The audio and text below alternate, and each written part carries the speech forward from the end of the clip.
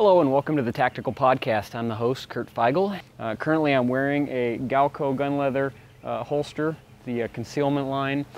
I'll put all the links to the actual holster up on the page, up on my blog, tacticalpodcast.com, as well as my YouTube page, youtube.com/tacticalpodcast. But what I've found is I've been really happy with this holster. Retail on Galco's website is $96. You can find them online, average is about $75, and if you're lucky you can get one that's barely used like I did for $65 on eBay. So the deals are out there, just got to find them. What I really like about this holster, it's really close up against my hip. I have to wear my belt loop about one tighter to really get it where I want it, so it's not kind of wobbling around. It's really snug in there. The retention's really nice and tight. There is no retention adjustment. So for some of you that like to, fiddle with things and play with it, you're pretty much what you see is what you get. I had tried a couple other holsters out, wasn't really happy with them. I'll probably do a review on them at a later date, but with a different pistol. This is a Glock 23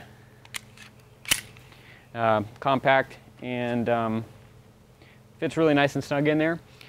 Take a look with the shirt over it. You can see some imprinting, and that is just because of the way I like to wear it. I don't want it too far back. The other day I was at the park with one of my friends who works for a local law enforcement agency for 18 years, and didn't tell him that I was carrying. Waited until the very end, said goodbye, shook his hand and said, "Hey, let me show you something." And I pulled it up, and I said, "Man, you must be slipping."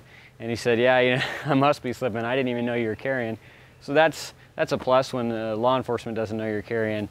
The average Joe on the street sure probably isn't going to either. Now I actually like kind of going back and forth from open carry to concealed carry. I don't really mind open carrying, being that it's legal. So let's take a look a little bit closer at the holster with some close-up shots, and then I want to show you what it looks like when I'm sitting in my vehicle and see how it's pretty comfortable. There's a close-up shot. There's the holster right there. There's a good example, a good shot of what the imprinting looks like. So there's a lot of tricks you can do to hide that and alleviate that. One of those would be to wear more than one layer of clothing.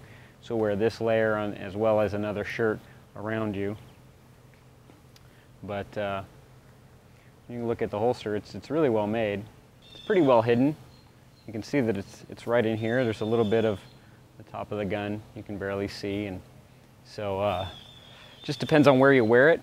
If I was to wear it more towards the back, I'll shift it there, and as you can see, you can't really see it. So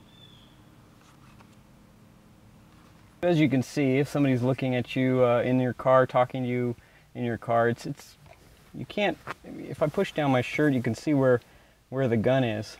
If it's pulled out like this, you really can't see it. If it's even with the seatbelt off, you really can't tell that I'm carrying. Here's what it looks like unconcealed. If you don't have a permit, depends on your state laws, but some states are more lax about open carry. Some states are more specific. In the more specific ones, the pickier states, you probably want to just carry it on your seat, just set it on your seat. But as you can see, this is what it looks like, open carry.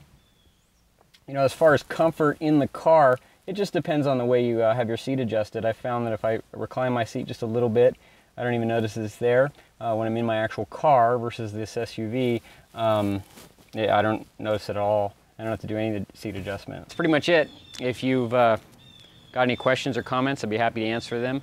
And make sure you check out my blog, tacticalpodcast.com, and keep checking back. I'm always posting different videos of different things up there. So have fun.